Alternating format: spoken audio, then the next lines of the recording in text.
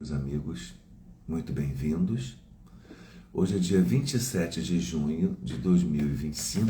Estamos iniciando mais um dia, encerrando em tese uma semana útil, sexta-feira, e com a nossa conversa fraterna às 8 horas da manhã. Hoje nós vamos ler o capítulo 96 do livro Palavras de Vida Eterna, da psicografia de Francisco Cândido Xavier pelo Espírito Emmanuel. Esse capítulo 96 tem como título Nas Palavras. Bom dia, Verônica, querida, bem-vinda. Vamos lá, capítulo 96, Nas Palavras. A mensagem está registrada no Evangelho de Tiago, na Carta de Tiago, Carta Universal de Tiago, capítulo 5, versículo 9. Bom dia, Cleide, bem-vinda. Irmãos, não vos queixeis uns dos outros, para não serdes julgados. Palavras de Tiago em sua carta.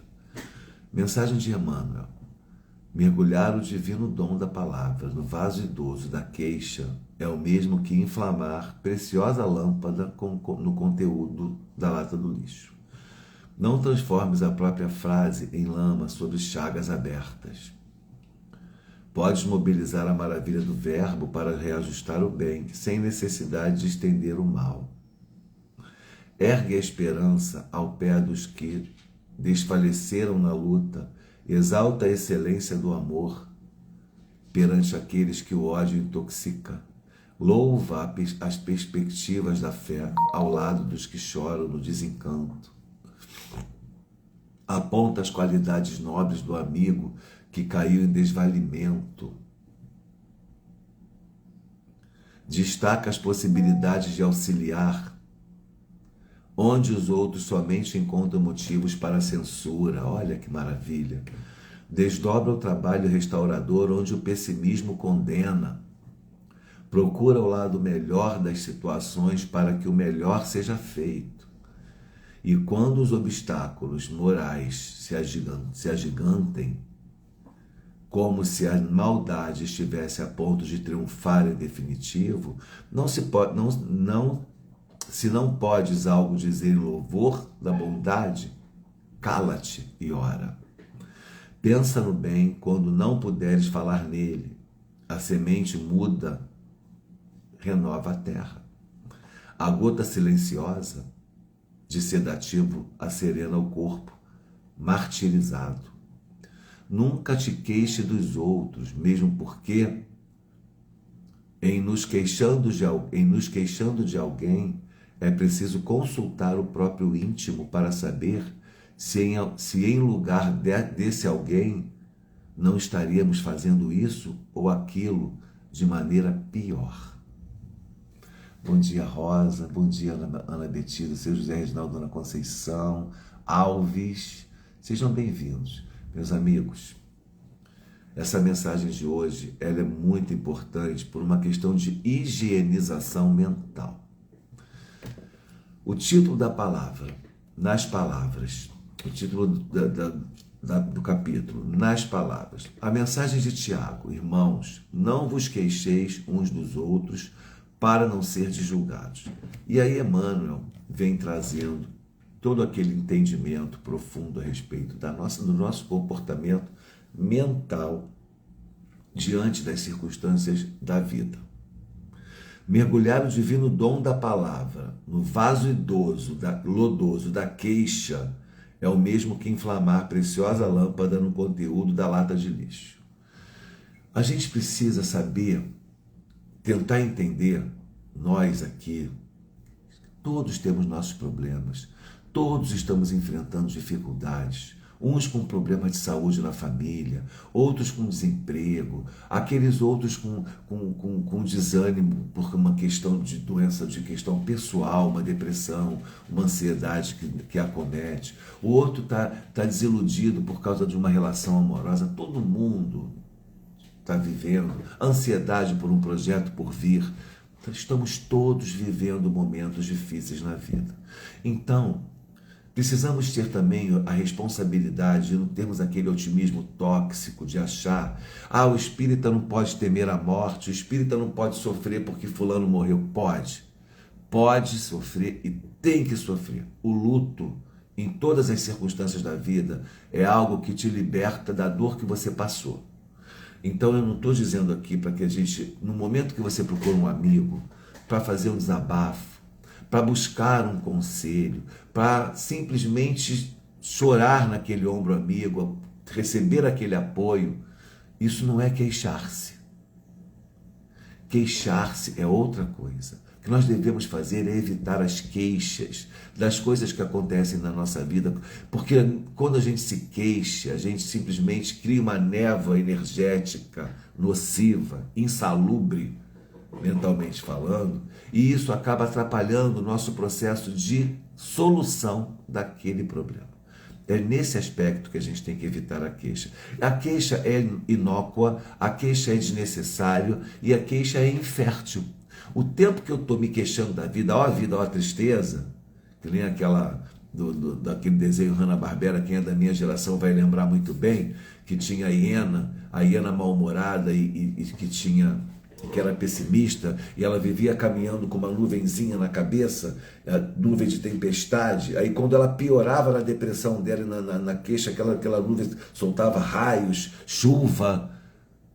Aquilo é uma exemplificação, uma ilustração bem interessante sobre realmente o que acontece energeticamente conosco quando nós estamos num processo de pessimismo.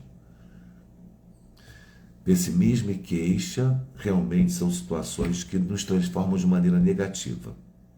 E aí ele fala para a gente, não transformes a própria frase em lama sobre chagas abertas. Por quê? Porque não vai resolver o problema. Queixar-se não resolve. O que resolve é a atitude. É você partir para cima do problema e tentar resolver. Mas falo isso com muito cuidado, com muito carinho, porque nós temos que respeitar os limites de cada um, o temperamento de cada pessoa. Não é porque eu sou uma pessoa astuciosa, porque eu sou uma pessoa corajosa que todo mundo tem que ser igual a mim. Não. Cada um tem o seu tempo e a sua maneira de reagir. O que a gente pretende aqui é lembrar a você, olha, a queixa desmotiva. A queixa é perda de tempo, porque enquanto você está se queixando, você está deixando de agir. E o que vai resolver o seu problema, seja lá qual for o problema, é a ação. É uma separação conjugal? Atitude na transformação, na renovação, inclusive de seus pensamentos, porque já está provado pela neurociência. Olha que loucura que eu vou falar para vocês. Está provado pela neurociência que as pessoas que choram, que sofrem uma separação, não tem que ser necessariamente porque amam. E geralmente elas não amam a pessoa que largou elas. Elas estão orgulhosamente feridas, elas estão recalcadas, elas estão com outros problemas e aí sofrem. Mas por quê? Porque o cérebro, durante todo aquele relacionamento, se viciou naquela constância, naquela união, naquela companhia. Então, quando aquilo é rompido, você sofre. É como o drogado que fica entre abstinência e sofre a ausência da droga. A neurociência fala isso. Então, de posse desse entendimento, eu tenho que fazer um detox daquela relação. Eu tenho que tentar entender que eu não posso ficar sofrendo por conta daquela ausência, porque aquilo foi uma criação. Porque eu esqueço as palavras técnicas para explicar para vocês. Mas o que a gente, quando a gente come chocolate, o prazer que a gente tem, qual é aquela substância que o cérebro solta, que dá sensação de prazer? Esqueci o nome agora. É aquilo. Quando a gente faz sexo, a gente também solta. E aí a gente tem a sensação do prazer. Da mesma maneira, acontece com o relacionamento. Aquela pessoa estava comigo, ela me dava uma sensação de prazer, que o meu cérebro foi produzindo dopamina. Obrigado, é isso aí. A dopamina me faz sentir prazer, da mesma maneira no relacionamento amoroso. E aí quando aquilo é rompido, eu sofro. Então eu não sofro por amor, é químico. E aí, você vai perguntar, tá bom, Alexandre, sabemos dessa teoria, e agora? Como sabe? De que isso me adianta? De que isso vai me ser útil? Ué, se eu já estou entendendo que eu estou sofrendo porque eu estou na abstinência daquela substância que não está sendo produzida por conta da ausência da pessoa na minha vida, como é que o adicto faz? Ele respira fundo, ele procura outras atividades, ele vai encontrar no universo uma saída para não ter mais aquela dor, porque não é a falta da pessoa que está provocando aquilo. Aquilo é ilusão. Achar que é a falta da pessoa é a minha ilusão. E aí eu paro de sofrer. Ou pelo menos eu começo a entender que aquele sofrimento vai ter uma finitude, porque eu vou produzir a dopamina de outras maneiras, e mesmo que eu não produza a dopamina, eu não vivo sem a dopamina, eu posso viver sem ela, naqueles momentos de dor e sofrimento, os outros momentos de tensão, não tem dopamina, e eu estou vivo, estou vivendo. A vida não é só produzir dopamina, a vida é produzir experiências. Bom, falei sobre isso, porque é uma questão que eu acho muito interessante para que a gente possa entender um pouco de nós mesmos. A falta de um filho, a falta de um pai, a falta de uma mãe, a falta de um irmão, a falta de um marido, de uma esposa, é causada essa dor em razão dessa questão também. Não vou dizer que é só isso, para não ser uma pessoa bitolada, né? Serotonina também, olha aí, a Rosa também contribuindo. São todas substâncias químicas que o organismo produz, o cérebro, e nós temos as sensações de prazer. Dopamina, serotonina, está na ciência. E aí, quando eu entendo que o que está me causando essa dor não é a ausência da rosa, é a ausência da serotonina, da dopamina, que aquela relação produzia, eu digo, a Rosa não tem culpa de eu estar assim, então. Ela não quer mais nada comigo. Deixa ela ser feliz, porque o amor liberta. O amor deixa ir. O que não deixa ir é o egoísmo, é o orgulho, é a vaidade. São sensações nossas. E aí a gente segue a vida. A gente começa a entender melhor as nossas dinâmicas e as coisas vão melhorando. Ergue a esperança ao pé dos que faleceram na luta. Exalta a excelência do amor perante aqueles que o ódio intoxica. Olha o que Emmanuel fala. A gente tem que fazer o contrário, né? A pessoa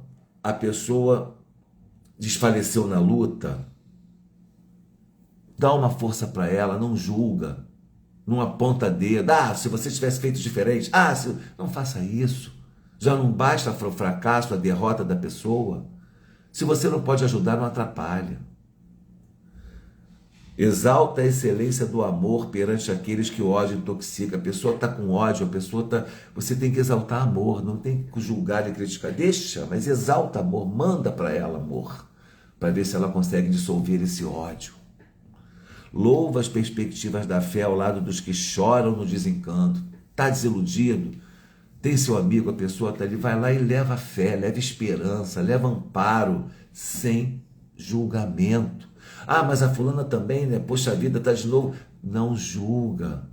Quantas vezes ela vai separar? Não tem nada com isso. O seu papel não é esse. O seu papel é acolher. Você não é amigo? Você não quer o bem? Acolhe. Cala-te se não puder ajudar. Aponta as qualidades nobres do amigo que caiu em desvalimento. A pessoa está desiludida, a pessoa está arrasada, a pessoa perdeu uma grande oportunidade no trabalho, está se sentindo mal, estudou 5 anos para um concurso e não passou. Exalta o lado bom. Fala, cara, tu estudou 5 anos. Você se preparou durante 5 anos, que coisa incrível. Tudo que você conseguiu conquistar ao longo desses 5 anos é seu. Você só não passou no concurso, qual problema? Faz outro. Aproveita todo esse conhecimento agora e faz outra coisa. Olha como é que você está ajudando a pessoa a sair daquele buraco que ela se encontra. Sem julgar, sem avaliar por que ela não passou naquele concurso. Não é problema seu. E isso não vai resolver nada, já acabou, já passou a fase. Desdobra o trabalho restaurador, onde o pessimismo condena. A pessoa está pessimista, está arrasada, renova para que a pessoa possa sair daquele processo destrutivo e ela possa encontrar uma razão de viver, uma esperança, uma vontade maior, uma luz no fim do túnel. Esse é o papel do amigo. E quando os obstáculos morais se agigantam, como se a maldade estivesse a ponto de triunfar em definitivo, se não podes algo dizer em louvor da bondade, cala-te e ora. Você quer saber de uma coisa, meus amigos? Vocês querem saber de uma coisa? Quando a gente não pode fazer nada por um amigo, a gente esquece de orar por ele.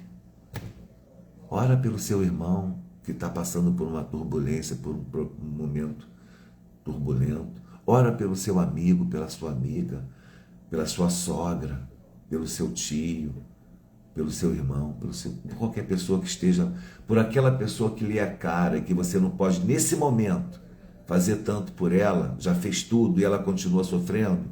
Ora.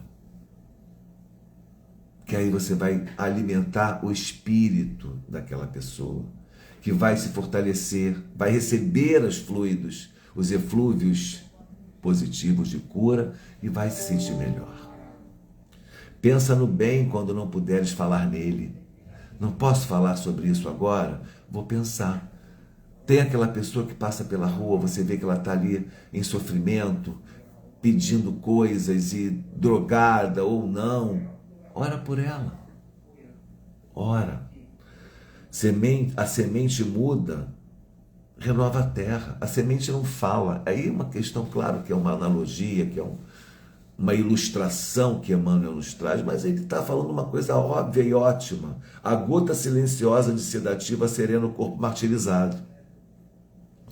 A dor de cabeça, você bota aquela gotinha daquela dipirona ali, você vai melhorar e é em silêncio. Então o silêncio, o que ele quer dizer aqui para nós, nossa mente é muito barulhenta. O silêncio também é muito útil.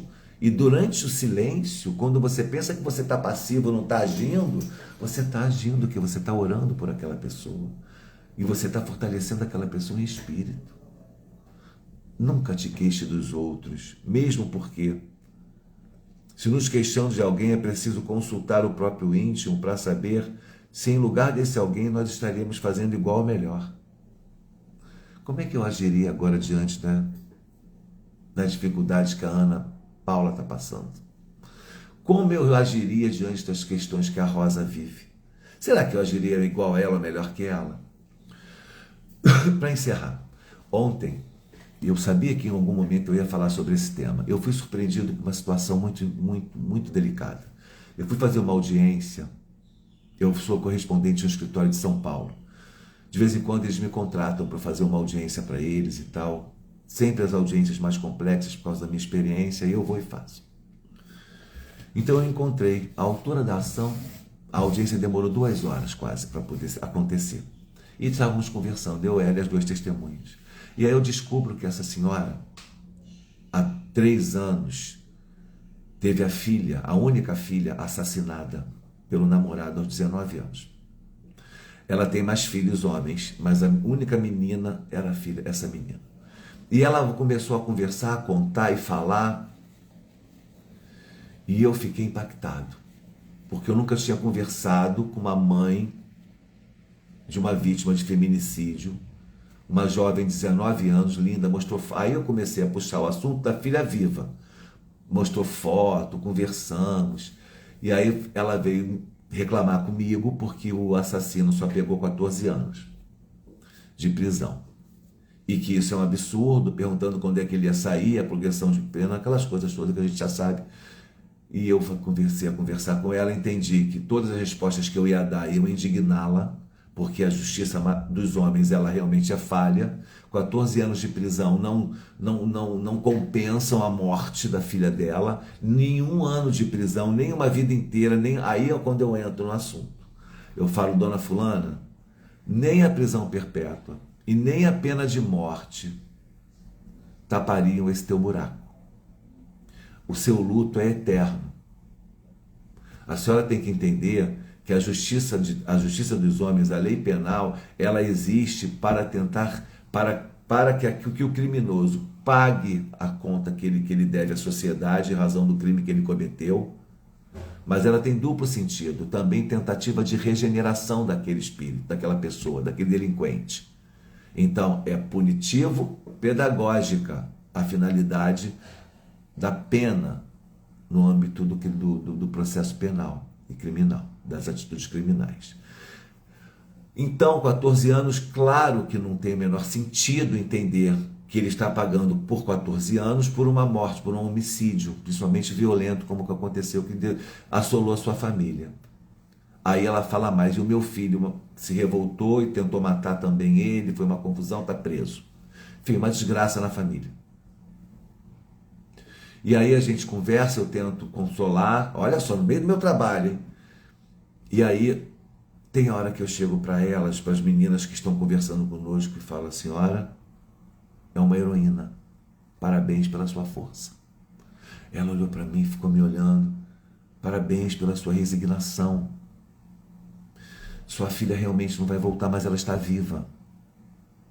Agora, o mais importante aqui, meninas, eu vou perguntar a vocês, essa mulher é uma heroína, essa mulher que está diante de nós merece o nosso acolhimento, o nosso respeito, a nossa consideração e nossa grande admiração. Como é que vocês agiriam se estivessem no lugar dela? Eu sou advogado, sou espírita e vou lhe dizer, eu não sei se eu agiria como a senhora. Parabéns. Vocês entendem? É fácil falar, mas ponha-se no lugar daquela criatura. Ela começou a chorar, feliz por ter ouvido aquilo. A foto da filha dela linda no telefone dela. E ela dizia para mim assim, é minha única menina. Ele tirou a minha única menina. E eu falei, fortaleça-se em Deus. Fortaleça-se na vida eterna. Se fortaleça-se na eternidade da alma, do espírito. Porque qualquer pena que esse sujeito seja cometido não vai tapar sua dor, não vai consolar você. Porque a única coisa que te consolaria é ter a sua filha aqui. E isso não vai mais ser possível. Esquece ele. Eu não vou perdoar. Eu falei, tá bom. Eu não posso dizer que a senhora tem que perdoar. Eu também não sei se eu perdoaria. Mas tenta entender, pelo menos, que tudo que acontecer com ele não vai te consolar 100%. Nunca. Porque a sua filha não volta. Mas ela está viva. E você pode se comunicar com ela em sentimentos nobres, em intenções. Então, esquece ele. Tenta pelo menos esquecer o algoz. E tenta viver. Por que eu estou contando essa história para vocês? Pelo fato de que eu te pergunto, como você agiria diante de uma situação como essa? Dizer para ela que ela tem que aceitar uma condenação dessas e seguir a vida, e se fossem 30 anos, se ele pegasse prisão perpétua, se ele tivesse pena de morte, o que não se pode é vislumbrar, que infelizmente acontece muito, é que o sistema penal é tão falho que não está regenerando as pessoas. Elas saem e continuam cometendo crimes, infelizmente. Mas isso é uma outra questão. Mas a finalidade da lei é essa, é punir e restabelecer, ressociabilizar aquela pessoa, regenerar. Se não regenera, vamos para a lei divina. Deixa a lei dos homens ali. Falei isso para ela também. A lei de Deus. E a lei de Deus não tem vingança, dona fulana. Não adianta a senhora querer se vingar dele através da lei de Deus, não. Porque ela disse para mim, a mãe dele já está doente, não sei o que lá, já está pagando. Eu falei, calma, não é assim. A lei divina promove a justiça. Aí eu já não ia mais entrar em outros tópicos, obviamente, que não fariam sentido. Mas é importante nós entendermos que tudo aquilo que aconteceu com a menina não vai ser restabelecido para ela a partir de uma pena, de uma dor e um sofrimento da pessoa que cometeu o crime. Senão nós estaríamos fora do alcance do processo regenerador que o Evangelho de Jesus nos propõe, que é a regeneração da alma. O delinquente também é filho de Deus, ele só está na delinquência, ele precisa de apoio para que possa acompanhar conosco o processo evolutivo, para que venha para a luz. Falei para ela, esse irmão, essa pessoa que cometeu esse crime, é nosso irmão, só que ele está em desalinho com a lei de Deus. E esse desalinho dele com a lei de Deus vai causar um dano a ele. A própria consciência dele vai cobrar. Eu sei que essa conversa tem que ser levada aqui a cabo, como nós estamos conversando, porque na medida em que a gente faz julgamento dos outros a partir das experiências que eles têm e nós não estamos no lugar dele, local de fala, a gente acaba sendo injusto. Então o papel do amigo, o papel do irmão, não é julgar a atitude do seu companheiro, é acolhê-lo na sua dor. Até porque todos nós sentimos dor, mas cada um de nós resiste à dor de uma maneira peculiar. Emmanuel costumava dizer, Chico Xavier também, que nós se tem uma coisa que nos assemelha, todos nós, seres humanos, é a dor. Na dor nós somos iguais, todo mundo sente dor de cabeça, mas cada um enfrenta isso, sente isso, percebe isso de uma maneira peculiar. Então, se eu sou resistente à dor e você não é, eu tenho que respeitar e te acolher. E não julgar você, mas essa dorzinha, eu também sinto, eu não sinto nada, o problema é seu. Eu estou sentindo essa dor. Então, se você quer me ajudar, me acolhe, me respeita. E não me julga. E assim a gente vai construir um mundo melhor. Denise, bom dia. Olha aí o pessoal do ENEF presente. Bom dia também. Muito obrigado pela presença. Gente, o ENEF, lá do CERJ, nós somos do ENEF também. Trabalhamos todo o carnaval, levando para as pessoas perspectivas, possibilidades de um trabalho espiritual bacana. Parabéns. Muito obrigado por esse trabalho que vocês me acolheram. É muito importante participar do movimento espírita. Então, meus amigos, essa é a mensagem de hoje. Que nós tenhamos realmente, nas nossas palavras, sabedoria. Bom dia, Denise, bem-vinda. Que nós tenhamos sabedoria, que nós tenhamos utilidade, que a nossa palavra seja útil para edificar o mundo e as pessoas à nossa volta e a nós mesmos. E não percamos tempo com as queixas, com os queixumes, com os julgamentos, porque senão nós estaremos realmente paralisados no nosso processo evolutivo. Eu quero desejar a todos vocês um ótimo dia, uma semana de muita paz, um fim de semana de descanso. Dona Ana, beijo, querida. Fiquem com Deus. Até a próxima. Paz e bem.